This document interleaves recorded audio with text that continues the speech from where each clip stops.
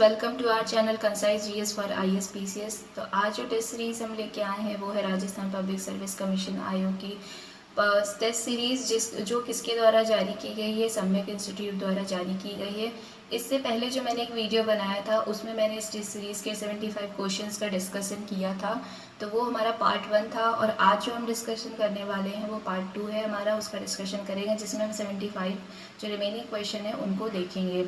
और अगर आपको इसकी पीडीएफ चाहिए तो जो हमारा टेलीग्राम चैनल है concise GS for IAS PCS उसको ज्वाइन कर लें। बाकी जो इसका लिंक होगा वो हम डिस्क्रिप्शन बॉक्स में मेंशन कर देंगे। तो चलिए आइए शुरू करते हैं। क्वेश्चन नंबर 76 देख लेते हैं। हाल ही में किसे विश्वविद्यालय अनुदान आयोग का अध्यक्ष नियुक्त किया गया है? पहला आपका ऑप्शन है दिनेश प्रसाद सकलानी, बी है एम जगदीश कुमार, सी जी अशोक कुमार या फिर डी विनोद जोशी। तो 76 का जो आपका आंसर होगा वो होगा बी, यानी एम जगदीश कुमार को विश्वविद्यालय अनुदान आयोग का अध्यक्ष नियुक्त किया गया है। ठीक है, 77 नंबर क्वेश्चन देख लेते हैं। शीतकालीन ओलंपिक 2022 के संबंध में कथनों पर ध्यान दें। शीतकालीन ओलंपिक प्रारंभ चीन की राजधानी बीजिंग में हुआ। बीजिंग शीतकालीन व ग्रीष्मकालीन ओलंपिक की मेजबानी करने वाला प्रथम शहर बना। इसमें भारतीय दल का नेतृत्वकर्ता माहरूफ खान थे। माहरूफ खान का संबंध स्लालोम और जॉइंट स्लालोम स्पर्धा से है। तो सत्य कथनों का आपको चयन करना है। ऑप्शन ए है आपका 1, 2, 3, ऑप्शन बी 1, 3, 4, ऑप्शन सी 1 और 2 या फिर डी 2, 3 और 4। तो 77 का जो आपका आंसर होगा वो होगा सी, यानी कि जो पहला और जो दूसरा आपका जो कथन है वो बिल्कुल सही है। तो बाकी देख लेते हैं कि बाकी दो कथन क्यों गलत हैं। तो ये जो तीसरा आपका ऑप्शन है इसमें भारतीय दल का नेतृत्वकर्ता माहरूफ खान थे, तो ये गलत है। ये माहरूफ खान नहीं बल्कि आरिफ खान है। और जो आरिफ खान का जो संबंध है वो है स्लालोम और जॉइंट स्लालोम से स्पर्धा से, ना कि मारूफ खान का। ठीक है, और ये ऐसे एकमात्र भारतीय हैं जो शीतकालीन ओलंपिक में भाग ले रहे हैं। ठीक है, क्वेश्चन नंबर 3 देख लेते हैं। लता मंगेशकर का नाम हाल ही में चर्चा में रहा है, क्यों रहा है? कथन है 6 फरवरी 2020 को इनका निधन हो गया था। दूसरा कथन है मध्य प्रदेश के मुख्यमंत्री द्वारा उनके नाम से संगीत अकादमी स्थापित करने की घोषणा की। तीसरा है इंदौर में इनकी प्रतिमा स्थापित करने की घोषणा हुई, या फिर डी उपरोक्त सभी। तो 78 का जो आपका आंसर होगा वो होगा डी, यानी ये जो उपरोक्त सभी कथन हैं वो सही हैं। ठीक है, इनके बारे में एक चीज़ और बता दें कि इनको जो 2011 में भारत रत्न से सम्मानित भी किया गया था। ठीक है, तथा इनके सम्मान में इंदौर में एक संगीत अकादमी और एक संगीत अकादमी महाविद्यालय तथा एक संगीत संग्रहालय खोलने की भी घोषणा की गई है। ठीक है, क्वेश्चन नंबर 79 देख लेते हैं। पावरथॉन 2022 के संबंध में निम्न कथनों पर विचार कीजिए। इसकी शुरुआत जल शक्ति मंत्रालय द्वारा की गई। इसका उद्देश्य बिजली वितरण को विश्वसनीय, गुणवत्ता युक्त और समस्या रहित बनाना है। तो आपको चुनना है कि कौन सा कथन असत्य है। ठीक है, ऑप्शन ए आपका पहला, ऑप्शन बी केवल दूसरा, ऑप्शन सी दोनों कथन सत्य हैं, या फिर डी दोनों एक व एवं दो। ठीक है, तो 79 का जो आपका आंसर होगा वो होगा ए, यानी जो पहला कथन है वो आपका असत्य है। क्यों असत्य है? तो इसकी शुरुआत जल शक्ति मंत्रालय द्वारा की गई, ये गलत है। जल शक्ति मंत्रालय द्वारा नहीं बल्कि इसकी शुरुआत जो की गई थी विद्युत मंत्रालय द्वारा की गई है। ठीक है, क्वेश्चन नंबर 80 देख लेते हैं। एक स्टेशन एक उत्पाद योजना के संबंध में असत्य कथन का चयन करें। ठीक है, तो इसका उद्देश्य रेलवे की पहुंच को व्यापक स्तर तक पहुंचाना है। बी है आपका इसकी घोषणा केंद्रीय बजट 2022-23 में की गई। सी आपका है कि यह एक जिला एक उत्पाद योजना की अवधारणा पर आधारित है। डी आपका है कि प्रत्येक रेलवे स्टेशन के स्टाफ द्वारा इसका संचालन किया जाएगा। तो आपको बताना है कि कौन सा ऑप्शन सही है। तो 80 का जो आपका आंसर सही नहीं, एक्चुअली आपको असत्य बताना है। तो 80 का जो आपका आंसर होगा वो होगा डी, यानी कि प्रत्येक रेलवे स्टाफ के द्वारा इसका संचालन किया जाएगा। ये आपका गलत कथन है। तो ये क्यों गलत कथन है वो भी देख लेते हैं। इसमें जो पॉइंट गिवन है कि प्रत्येक रेलवे स्टेशन के स्टाफ द्वारा इसका संचालन किया जाएगा, तो ये गलत है। इसका जो उद्देश्य क्या है कि जो स्थानीय जो प्रोडक्ट है, जो उत्पाद हैं उनको बढ़ावा देना है, और इसमें जो क्षेत्र विशेष के महत्वपूर्ण जो उत्पाद होंगे उनके स्टॉल लगेंगे। ठीक है, क्वेश्चन नंबर 81 देख लेते हैं। हाल ही में विक्रम साराभाई अंतरिक्ष के निदेशक के रूप में किसने पदभार ग्रहण किया है? ए है आपका डॉक्टर के सिवान, बी डॉक्टर सुमन जोशी, सी डॉक्टर एस उन्नी कृष्णन, डी डॉक्टर जी वड़ू कृष्णन। ठीक है, तो 81 का जो आपका आंसर होगा वो होगा सी। ठीक है, 82 नंबर क्वेश्चन देख लेते हैं। राष्ट्रीय एकल खिड़की सिस्टम के साथ एकीकृत सिंगल विंडो पोर्टल लॉन्च करने वाला प्रथम केंद्र शासित प्रदेश बना है। ए है आपका जम्मू कश्मीर, बी है दिल्ली, सी लद्दाख व डी दमन और दीव। तो 82 का जो आपका आंसर होगा वो होगा बी। ठीक है, सो जम्मू कश्मीर इसका आंसर होगा और इस पोर्टल के माध्यम से जम्मू कश्मीर ने औद्योगिक सेवाओं को ऑनलाइन उपलब्ध कराने का प्रयास किया है। ठीक है, 83 नंबर क्वेश्चन देख लेते हैं। ऑपरेशन आहट संबंधित है भारतीय थल सेना से, भारतीय वायुसेना से, भारतीय नौसेना से या फिर रेलवे सुरक्षा बल से। तो 83 का जो आपका आंसर होगा वो होगा डी, यानी रेलवे सुरक्षा बल से। तो ये बेसिकली किस लिए ऑपरेशन आहट चलाया गया था कि जो रेलवे के माध्यम से जो मानव तस्करी जो होती है उसी को रोकने के लिए रेलवे सुरक्षा बल द्वारा रेलवे के अधीन रह के ये ऑपरेशन चलाया गया है। ठीक है, 84 नंबर क्वेश्चन देख लेते हैं। कोंकर्स एम के संबंध में तथ्यों पर विचार करें। यह एक एंटी टैंक गाइडेड मिसाइल है। इसके निर्माण हेतु भारत डायनेमिक्स लिमिटेड और भारतीय सेना के मध्य अनुबंध हुआ है। इसके निर्माण हेतु इजरायली कंपनी से मूल उपकरण हेतु समझौता किया जा रहा है या फिर इसका निर्माण विस्फोटक स्वरक्षक कवच से लैस बख्तरबंद वाहनों का विध्वंस करने हेतु किया जा रहा है। तो इसमें से कौन सा असत्य कथन है वो आपको बताना है। और 84 पहले ऑप्शन देख लेते हैं। ऑप्शन ए जो है केवल पहला कथन असत्य है या फिर केवल दूसरा कथन असत्य है, सी यानी केवल तीसरा कथन असत्य या फिर डी केवल चौथा कथन असत्य है। तो 84 का जो आपका आंसर होगा वो होगा सी, यानी जो केवल तीसरा कथन है वो आपका असत्य है। तो देख लेते हैं कि तीसरा कथन क्यों असत्य है। तो इसके निर्माण हेतु इजरायली कंपनी से मूल उपकरणों हेतु समझौता किया गया है। तो ये गलत है, ये इजरायली नहीं बल्कि फ्रांस की जो कंपनी OEM है उस OEM से लाइसेंस समझौते का प्रयास किया जा रहा है और साथ ही इसे आधिकारिक स्वदेशी बनाने का भी प्रयास किया जा रहा है। ठीक है, 84 नंबर क्वेश्चन देख लेते हैं। कंचोथ उत्सव का संबंध किस राज्य केंद्र शासित प्रदेश से है? Option A Ladakh, B Himachal Pradesh, C Delhi या फिर डी जम्मू और कश्मीर। तो 85 का जो आपका आंसर होगा वो होगा डी। ठीक है, तो कंचोथ उत्सव कहाँ मनाया जाता है? जम्मू और कश्मीर में मनाया जाता है। और किसके द्वारा, कुछ और पॉइंट्स बता देती हूँ मैं, किसके द्वारा ये मनाया जाता है। तो ये नाग अनुयायियों द्वारा माघ मास में इसे मनाया जाता है। और एक कौन सा क्षेत्र इसमें आता है? जो चिनाब घाटी है जम्मू कश्मीर का, उस क्षेत्र में इसे मनाया जाता है। ठीक है, 86 नंबर देख लेते हैं। पर्वतमाला योजना का संबंध किससे है? पर्वतों के संरक्षण से, पर्वतों में जैव विविधता संरक्षण से, पर्वतीय क्षेत्रों में कनेक्टिविटी सुधार से या फिर उपरोक्त में से कोई नहीं। तो 86 का जो आपका आंसर होगा वो होगा सी, यानी पर्वतमाला जो योजना है पर्वतीय क्षेत्रों में कनेक्टिविटी सुधार से संबंधित है। और इस योजना को किसने बजट 2022-23 में घोषणा की थी? तो सड़क परिवहन और राजमार्ग मंत्रालय द्वारा इस योजना की जो घोषणा थी 2022-23 के बजट में की गई थी। ठीक है, 87 नंबर क्वेश्चन देख लेते हैं। फिनटेक ओपन समिट के संबंध में असत्य कथन का चयन करें। ठीक है, इसका आयोजन फिनटेक उद्योगों के महत्व को प्रदर्शित करता था। इसका आयोजन वित्त मंत्रालय द्वारा फोनपे, AWS और EY के सहयोग से किया गया है। यह वर्चुअल शिखर सम्मेलन था। फिर यह सार्वजनिक निवेश हेतु एक खुला मंच प्रदान करता है। तो 87 का आपको आंसर बताना है। और 87 का जो आपका आंसर होगा कि कौन सा कथन असत्य है ये आपको बताना है। तो इसका जो आंसर होगा वो होगा डी, यानी यह एक सार्वजनिक निवेश हेतु एक खुला मंच प्रदान करता है। ये चीज़ गलत है। ठीक है, क्वेश्चन नंबर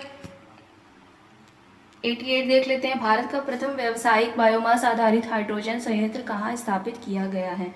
जालौर राजस्थान, अजमेर राजस्थान, लखनऊ उत्तर प्रदेश या फिर खांडवा मध्य प्रदेश। 88 का जो आपका आंसर होगा वो होगा डी, खांडवा मध्य प्रदेश। और ये क्या है, यह एक संयुक्त उद्यम है। किसका संयुक्त उद्यम है? वाटोमा एनर्जी लिमिटेड का प्लस बीजल ग्रीन एनर्जी का, ये जो है एक संयुक्त उद्यम है। ठीक है, 89 नंबर क्वेश्चन देख लेते हैं। मांझी वसुंधरा कार्यक्रम से संबंधित तथ्यों पर विचार करें। पहला कथन है यह कार्यक्रम संयुक्त राष्ट्र पर्यावरण कार्यक्रम की पहल है। दूसरा है कि भारत में इसके प्रसार हेतु UNEP ने गुजरात सरकार से MOU किया। ठीक है, 89 का आपको बताना है कि कौन सा कथन सत्य है। पहला कथन आपका सत्य है, या फिर बी दूसरा कथन सत्य है, या फिर दोनों सत्य है, या फिर दोनों असत्य हैं। तो 89 का जो आपका आंसर होगा वो होगा आंसर है वो होगा कथन ए, यानी कथन फर्स्ट जो है वो आपका सही है। तो दूसरा कथन क्यों गलत है वो देख लेते हैं। भारत में इसके प्रसार हेतु UNEP ने गुजरात सरकार से MOU किया है, तो ये चीज़ गलत है। गुजरात सरकार से नहीं बल्कि महाराष्ट्र सरकार से MOU किया है। ठीक है, 90 नंबर क्वेश्चन देख लेते हैं। वन ओशन समिति के संदर्भ में असत्य कूट का चयन करें। तो असत्य कूट कौन सा है वो आपको बताना है। इस समिट का आयोजन चीन में किया गया। इसमें 2021 से 2030 तक दशक को महासागर विज्ञान दशक के रूप में नामित किया गया। तो कूट आपके दिए गए हैं कि ऑप्शन ए केवल पहला कथन आपका सही है, या फिर बी यानी केवल दूसरा, या फिर सी पहला व दूसरा दोनों, या फिर उक्त में से कोई नहीं। तो 90 का जो आपका आंसर होगा वो होगा ए, यानी जो आपका जो पहला कथन है वो असत्य है। देख लेते हैं कि वो क्यों असत्य है। तो इस समिट का आयोजन चीन में किया गया, तो ये बिल्कुल गलत है। चीन में इसका आयोजन नहीं किया गया बल्कि फ्रांस में किया गया है इसका आयोजन। और किसके सहयोग से किया गया है? UN और वर्ल्ड बैंक के सहयोग से फ्रांस में इसका आयोजन किया गया है। ठीक है, 91 नंबर क्वेश्चन देख लेते हैं। National centre in carbon capture and utilisation किस संस्थान में स्थापित किया जा रहा है? IIT Hyderabad, ISC Bengaluru, JNCASR Bengaluru, या फिर IIT जोधपुर। तो 91 का जो आपका आंसर होगा वो होगा सी, JNCASR बेंगलुरु। ठीक है, 92 नंबर क्वेश्चन देख लेते हैं। स्माइल योजना से संबंधित कौन सा तथ्य जो है वो असत्य है, ये आपको बताना है। इसका उद्घाटन 12 फरवरी 2022 में हुआ। यह सामाजिक न्याय व अधिकारिता मंत्रालय तथा ग्रामीण विकास विभाग का संयुक्त प्रयास है। इसका उद्देश्य हाशिए पर खड़े लोगों को आजीविका के साधन उपलब्ध कराना है। यह 2 भागों में बंटकर ट्रांसजेंडरों व भिक्षावृत्ति में संलग्न लोगों के पृथक पृथक पुनर्वास के प्रयास हेतु केंद्रीय योजना है। ठीक है, तो 93 का जो आपका 92 नंबर क्वेश्चन है। 92 का जो आपका असत्य कथन पहचानना है। तो 92 का जो असत्य कथन है वो है बी, कि यह सामाजिक न्याय व अधिकारिता मंत्रालय तथा ग्रामीण विकास का विभाग का संयुक्त प्रयास है। तो ये आपका कथन जो है वो गलत है। ठीक है, 93 नंबर क्वेश्चन देख लेते हैं। अंतर्राष्ट्रीय कोलकाता पुस्तक मेला के संदर्भ में असत्य कथन का चयन करना है। पहला कथन है कि यह अब तक का 45वां संस्करण है। दूसरा है कि इस पुस्तक मेले का जो थीम देश बांग्लादेश है। तो 93 को बताना है कि केवल एक कथन आपका असत्य है, या फिर दूसरा, या फिर दोनों असत्य है, या फिर कोई नहीं असत्य है। तो 93 का जो आप आंसर होगा वो होगा डी, यानी जो दोनों कथन दिए गए हैं वो बिल्कुल सही है। ठीक है, 94 नंबर क्वेश्चन देख लेते हैं। इकोनॉमिस्ट इंटेलिजेंस यूनिट द्वारा जारी लोकतंत्र सूचकांक 2021 में भारत की रैंकिंग कितनी रही है? 50वीं रही है, 45वीं रही है, 46वीं, या फिर 25वीं। तो 94 का जो आपका आंसर होगा वो होगा सी, यानी भारत ने जो रैंकिंग प्राप्त की है वो 46वीं रैंकिंग प्राप्त करी है। और कितने अंक के साथ? 6.91 अंक के साथ। ठीक है, इसमें एक चीज़ और बता देते हैं कि जो टॉप 3 कंट्रीज़ रही हैं वो नॉर्वे, आइसलैंड, फिनलैंड थी। और जो बॉटम में जो कि हाशिए पर है वो जो कंट्री है उनका नाम है अफगानिस्तान, म्यांमार तथा उत्तर कोरिया। ठीक है, तो ये भी आपके लिए इम्पॉर्टेंट है क्योंकि टॉप भी पूछ सकते हैं और बॉटम भी।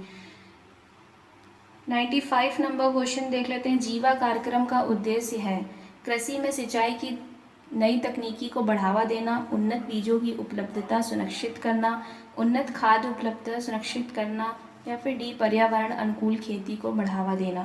तो 95 का जो आपका आंसर होगा वो होगा डी, पर्यावरण अनुकूल खेती को बढ़ावा देना।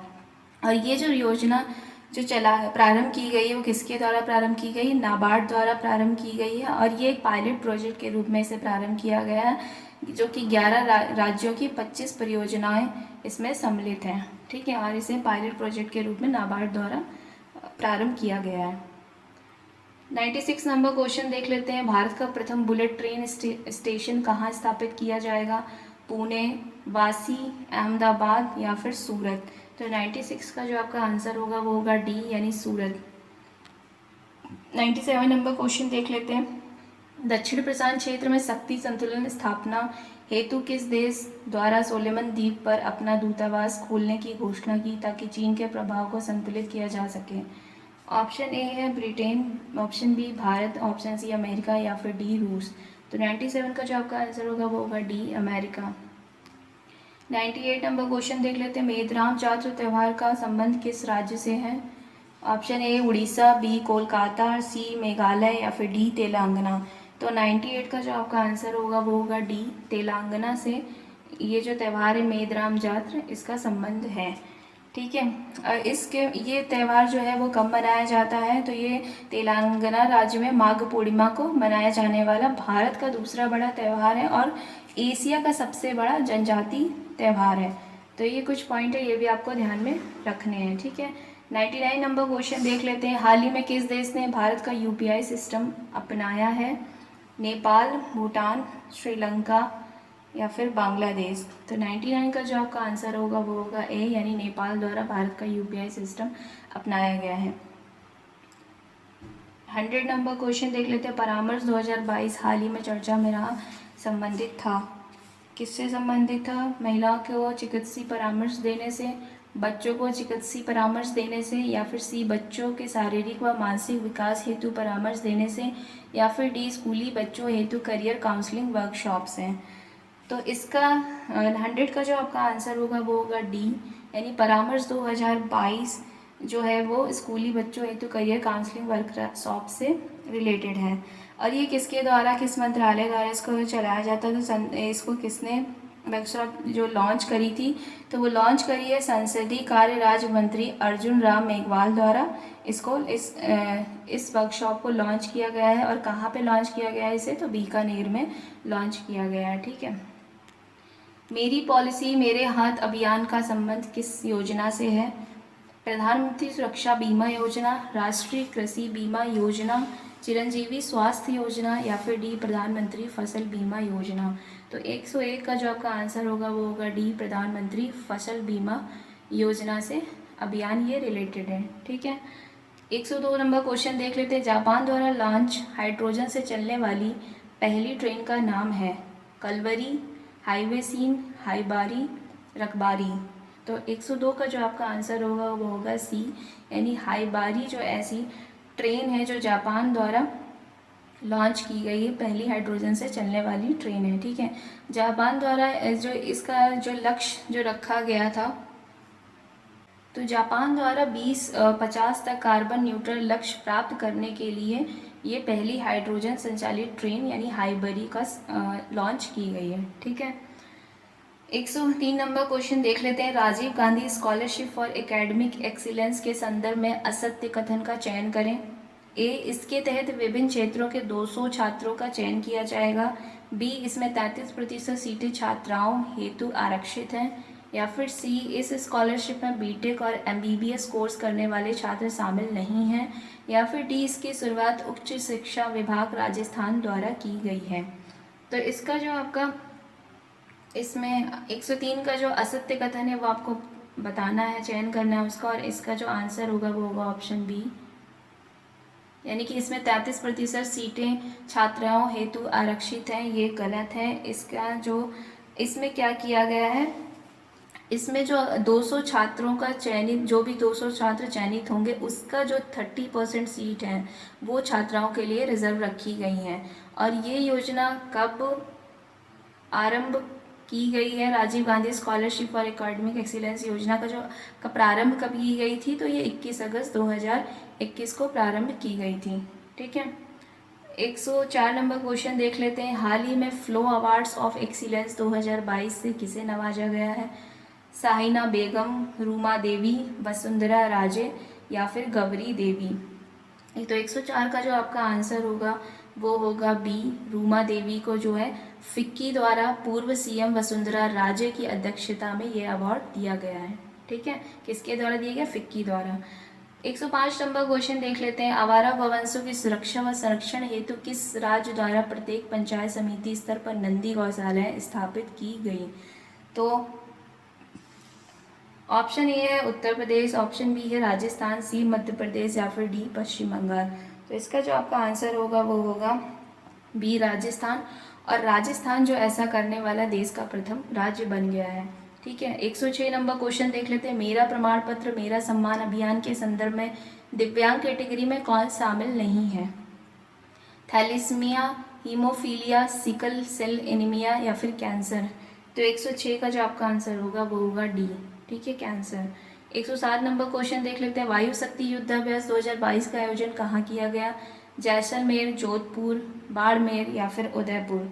तो 107 का जो आपका आंसर होगा वो होगा ए, यानी ए आपका जो है वो आपका आंसर होगा।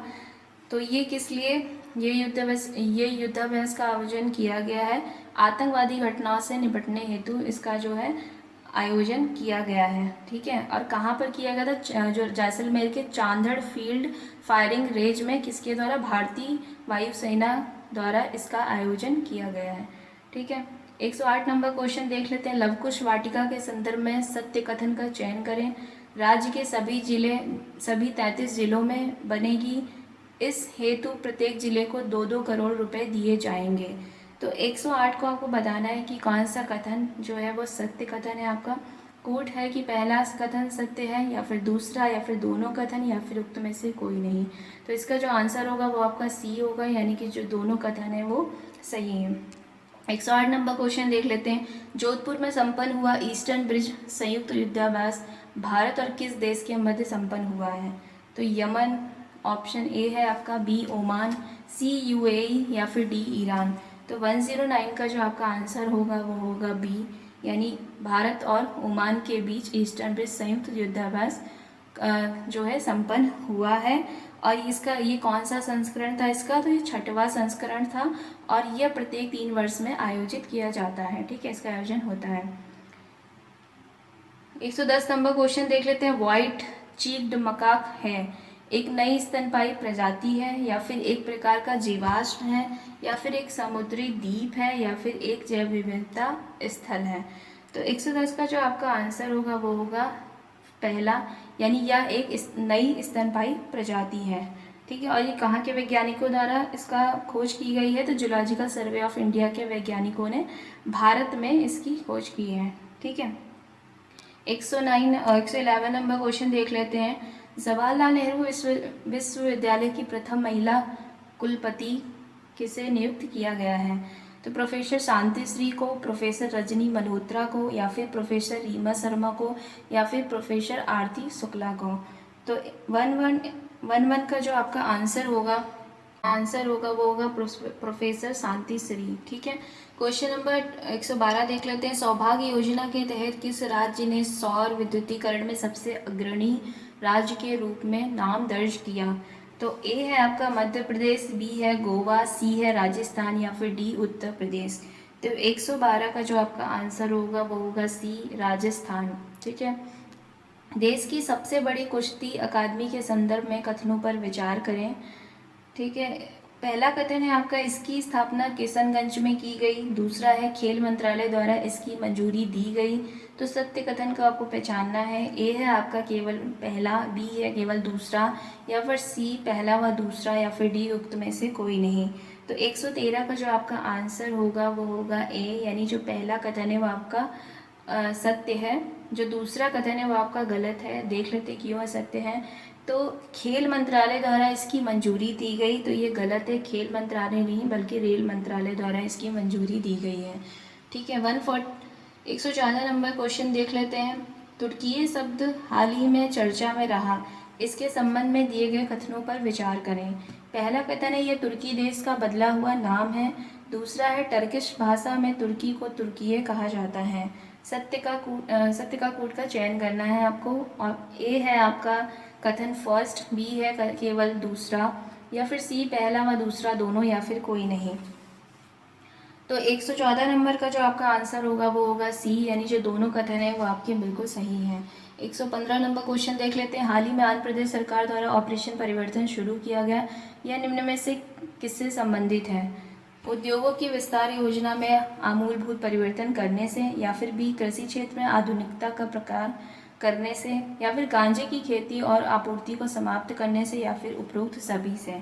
तो 116 का 115 नंबर का जो आपका आंसर होगा वो होगा सी, यानी गांजे की खेती और आपूर्ति को समाप्त करने से। ठीक है, 116 नंबर क्वेश्चन देख लेते हैं। मरु महोत्सव 2022 के संबंध में असत्य कथन को पहचानना है आपको। ठीक है, इसका आयोजन जैसलमेर के पोखरण में किया गया। दूसरा है यह 4 दिवसीय महोत्सव है। तीसरा है पर्यटन विभाग द्वारा इसका नाम उम्मीदों की उड़ान दिया गया, या फिर डी इसका शुभारंभ 1989 में मुख्यमंत्री भैरव सिंह शेखावत ने किया था। तो ये मरु जो महोत्सव 2022 है उसके बारे में आपको बताना है। और 116 का जो आंसर होगा वो होगा आपका डी, यानी ये जो कथन है ये गलत है कि इसका शुभारंभ 1989 में नहीं बल्कि 1979 में भैरव सिंह शेखावत ने किया था। ठीक है, 117 नंबर क्वेश्चन देख लेते हैं। हाल ही में किससे देश का प्रथम राष्ट्रीय समुद्री सुरक्षा समन्वयक नियुक्त किया गया है? तो पहला है सतीश रेड्डी, दूसरा है BS पठानिया, या फिर CS सोमनाथ, या फिर DG अशोक कुमार। तो इसका जो आंसर होगा आपका होगा DG अशोक कुमार। ठीक है, नागरिक अधिकार पत्र के संबंध में सत्य कथनों का चयन कीजिए व कूट की पहचान करें। नागरिक अधिकार पत्र सर्वप्रथम ब्रिटेन में अपनाया गया था। नागरिक अधिकार पत्र सार्वजनिक सेवाओं में सरकार की जवाबदेही तय करता है। नागरिक अधिकार पत्र नागरिकों को प्रशासन के मध्य रखता है। तो सत्य कथन पहचानना है कौन सा है? ए है आपका पहला दूसरा, बी है केवल दूसरा व तीसरा, सी केवल पहला व तीसरा, या फिर डी पहला दूसरा तीसरा। तो 118 का जो आपका आंसर होगा वो होगा डी, यानी कि जो ऊपर कथन दिए गए हैं दोनों तीनों वो आपके सही है। ठीक है, 119 नंबर क्वेश्चन देख लेते हैं। लोक नीति एक निर्णय नहीं है या क्रिया की एक प्रक्रिया है, तो उपयुक्त कथन किसका है ये आपको बताना है।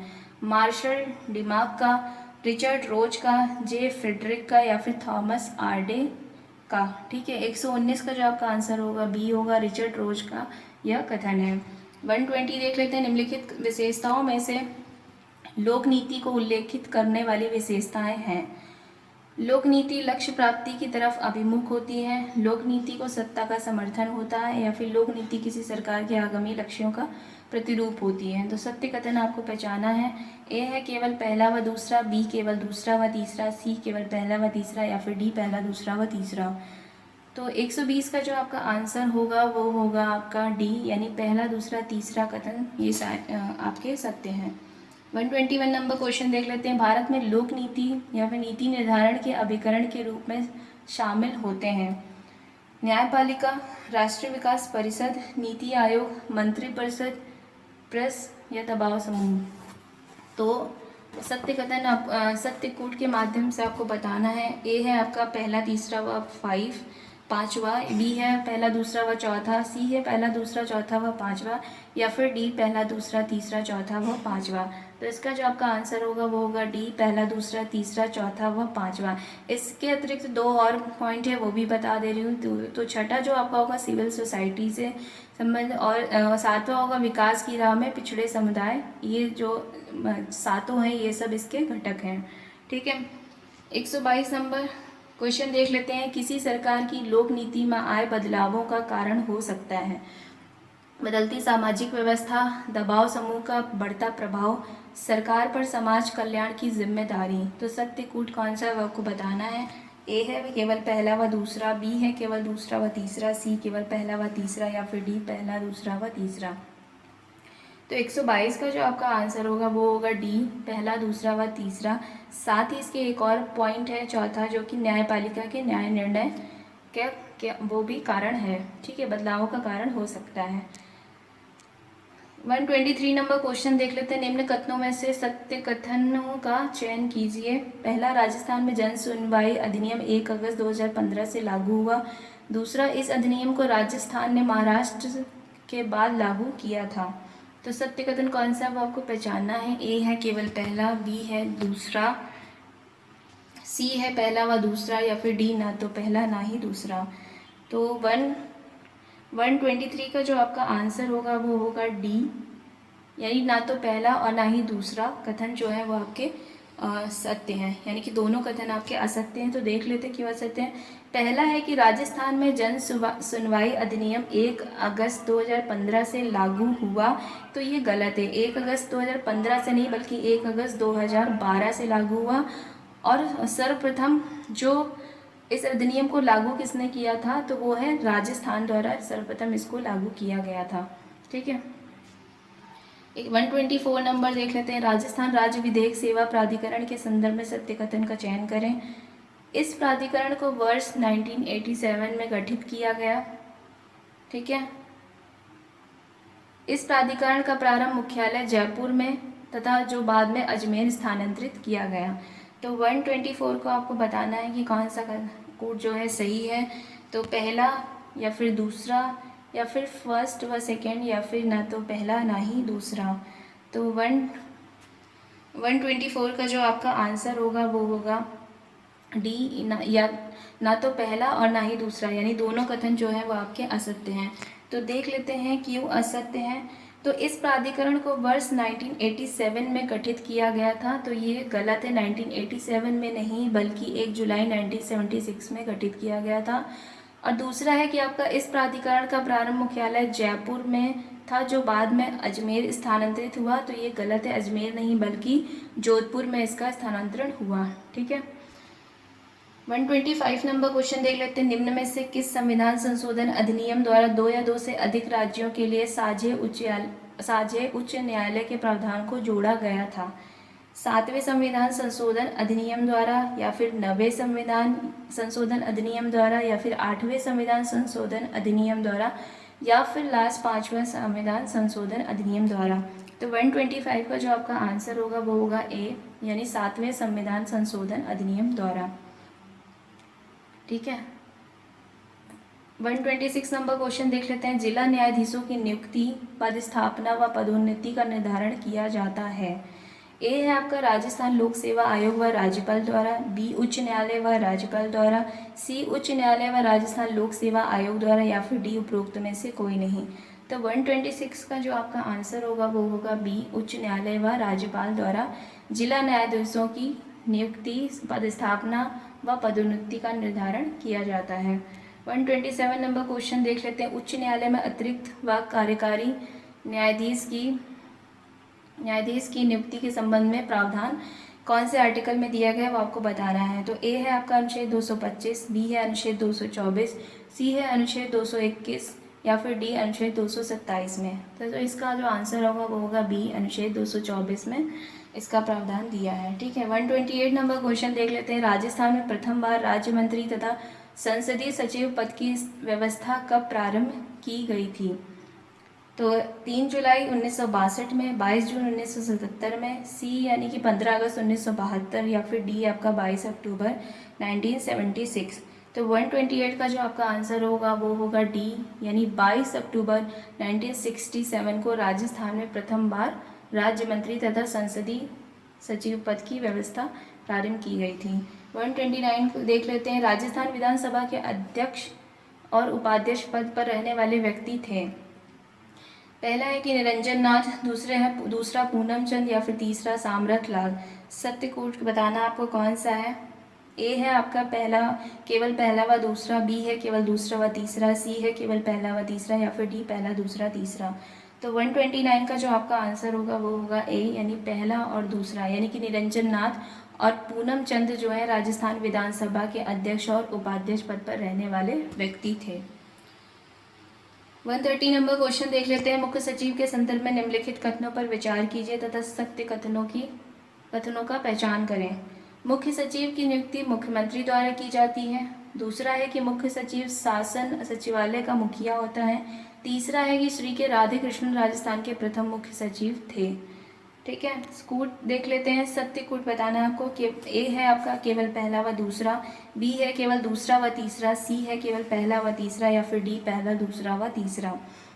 तो 130 का जो आपका आंसर होगा वो होगा डी, ठीक है। डी यानी कि जो मुख्य सचिव के बारे में जो भी कथन जो दिए गए हैं कि मुख्यमंत्री सचिव की नियुक्ति मुख्य सचिव की जो नियुक्ति की जाती है वो मुख्यमंत्री द्वारा की जाती है, और मुख्य सचिव क्या होता है, शासन सचिवालय का मुखिया होता है।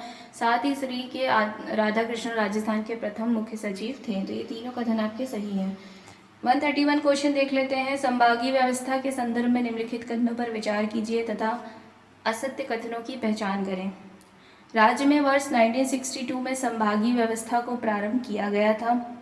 दूसरा है, संभागीय व्यवस्था प्रशासन के विकेंद्रीकरण का रूप है। तो आपको बताना है कि कौन सा कथन सही है। ऑप्शन ए है कि केवल पहला, बी केवल दूसरा, या फिर सी पहला व दूसरा, या फिर डी ना तो पहला ना तो दूसरा। तो 131 का जो आपका आंसर होगा वो होगा ए, यानी जो पहला कथन है वो आपका असत्य है, बाकी जो दूसरा कथन है वो आपका सही है। ठीक है। 132 नंबर क्वेश्चन देख लेते हैं। राजस्थान में ग्राम सभा की संयुक्त बैठकों का प्रावधान करता है। ए है आपका राजस्थान पंचायत राज नियम 2011, या फिर राजस्थान पंचायती राज नियम 1999, या फिर राजस्थान पंचायती राज अधिनियम 1994, या फिर राजस्थान पंचायती राज नियम 1996। तो 132 का जो आपका आंसर होगा वो होगा ए, यानी कि राजस्थान पंचायती राज नियम 2011। ठीक है। इस अधिनियम के तहत क्या होता है कि ग्राम सभा की संयुक्त बैठकों का प्रावधान करता है। ठीक है। 133 नंबर क्वेश्चन देख लेते हैं। जिला कलेक्टर के निम्न में से कौन कौन से कार्य होते हैं। पहला है विदेशियों के पारपत्रों की जांच करना। दूसरा है कानून एवं व्यवस्था बनाए रखना। तीसरा है कोषालय और उप कोषालय का अधीक्षण। तो जिला कलेक्टर के निम्न में से कौन से कार्य हैं वो आपको बताना है। तो पहला आपका ऑप्शन है कि केवल पहला व दूसरा, बी है केवल दूसरा व तीसरा, सी है केवल पहला व तीसरा, या फिर डी पहला दूसरा व तीसरा। तो 133 का जो आपका आंसर होगा वो होगा डी, यानी पहला दूसरा व तीसरा, ये जो तीनों जो कार्य हैं वो जिला कलेक्टर के हैं। और साथ ही 3 और पॉइंट है वो भी बता देते हैं। तो राज्य सरकार की प्रतिनिधि के रूप में भी कार्य करता है ये। और 5वां पॉइंट है कि जिले के संकटकालीन प्रशासक के रूप में भी कार्य करता है ये। छठा है कि जिले के विकास अधिकारी के रूप में भी इसके कार्य होते हैं। ठीक है। 134 नंबर क्वेश्चन देख लेते हैं। राजस्थान राज्य विधानसभा निम्नलिखित में से किन किन के निर्वाचन में भाग लेती है। भारत के राष्ट्रपति के निर्वाचन में, भारत के उपराष्ट्रपति के निर्वाचन में, या फिर राज्यसभा सदस्यों के निर्वाचन में। ठीक है। सत्य कूट पहचाना है। केवल पहला व दूसरा, केवल दूसरा व तीसरा, केवल पहला व तीसरा, या फिर पहला दूसरा व तीसरा। तो 134 का जो आपका आंसर होगा वो होगा सी, यानी जो पहला व तीसरा जो कथन है वो सही है। दूसरा कथन है कि भारत के उपराष्ट्रपति के निर्वाचन में, तो ये जो कथन है ये आपका गलत है, क्योंकि उपराष्ट्रपति के जो निर्वाचन में कौन कौन भाग लेता है, लोकसभा व राज्यसभा के जो सदस्यों द्वारा उपराष्ट्रपति का निर्वाचन किया जाता है। ठीक है। क्वेश्चन नंबर 135 देख लेते हैं। राजस्थान विधानसभा के अध्यक्ष को उसके पद से हटाने के लिए अब तक कितनी बार संकल्प लाया गया है। 4 बार, 5 बार, 6 बार, या फिर 7 बार। तो 135 का जो आपका आंसर होगा वो होगा सी, यानी 6 बार ऐसा संकल्प लाया गया है। ठीक है। 136 नंबर क्वेश्चन देख लेते हैं। राजस्थान में प्रशासन के नियंत्रक एवं केंद्र बिंदु के रूप में शासन सचिवालय की स्थापना कब की गई थी। तो वर्ष 1950 में, या फिर बी वर्ष 1947 में, या फिर सी वर्ष 1948 में, या फिर डी वर्ष 1949 में। तो 136 का जो आपका आंसर होगा वो होगा डी, यानी वर्ष 1949 में। 137 नंबर क्वेश्चन देख लेते हैं। राजस्थान में नगर निगमों को प्राप्त होने वाली मदों के स्रोत हैं। रोड कटिंग, भूमि नीलामी, या फिर यूडी टैक्स। तो कूट के माध्यम से आपको आंसर करना है। और ए है आपका केवल पहला व दूसरा, बी है केवल दूसरा व तीसरा, सी केवल पहला व तीसरा, या फिर डी पहला दूसरा व तीसरा। तो 137 का जो आपका आंसर होगा वो होगा डी, यानी पहला दूसरा व तीसरा जो है राजस्थान नगर निगमों को प्राप्त होने वाली मदों के स्रोत हैं। ठीक है। 138 नंबर क्वेश्चन देख लेते हैं। निम्न में से कौन सी भूमिकाएं किसी जिले में जिलाधीश द्वारा निर्वहन की जाती हैं। तो पहला है राज्य सरकार का प्रतिनिधित्व करना, अधीनस्थ कर्मचारियों का पदस्थापन और स्थानांतरण करना, या फिर जिले में श्रम समस्याओं का निराकरण करना। तो 138 का जो आपका आंसर है वो आपको कूट के माध्यम से देना है। तो केवल पहला व दूसरा, या फिर केवल दूसरा व तीसरा, या फिर सी केवल पहला व तीसरा, या फिर डी पहला दूसरा व तीसरा। तो 138 का जो आपका आंसर होगा वो होगा सी, यानी पहला और तीसरा। ठीक है। 139 नंबर क्वेश्चन देख लेते हैं। राजस्थान राज्य मानवाधिकार उपयोग के संदर्भ में निम्नलिखित कथनों पर विचार कीजिए व सत्य कथन का चयन करना है आपको। तो कथन है कि राजस्थान राज्य मानवाधिकार आयोग का गठन वर्ष 1993 में किया गया। दूसरा है कि राजस्थान राज्य मानवाधिकार आयोग की प्रथम अध्यक्ष कांता कुमारी थी। तो दोनों में से कौन सा कथन सही है वो आपको बताना है। केवल पहला, या फिर बी केवल दूसरा, या फिर सी पहला व दूसरा, या फिर डी ना तो पहला ना ही दूसरा। तो 139 का जो आपका आंसर होगा बी, यानी जो दूसरा कथन है वो आपका सही है। पहला क्यों कथन गलत है वो भी देख लेते हैं। राजस्थान राज्य मानवाधिकार आयोग का गठन वर्ष 1993 में किया गया।